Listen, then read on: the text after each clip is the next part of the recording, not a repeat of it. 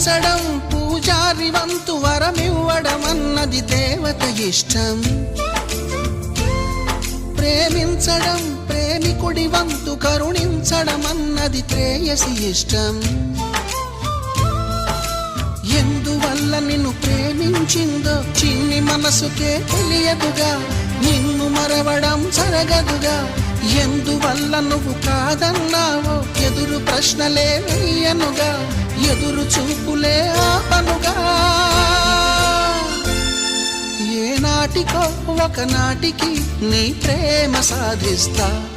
నిన్ను చూడాలని ఉన్నా, నిన్ను చూడాలని ఉన్నా,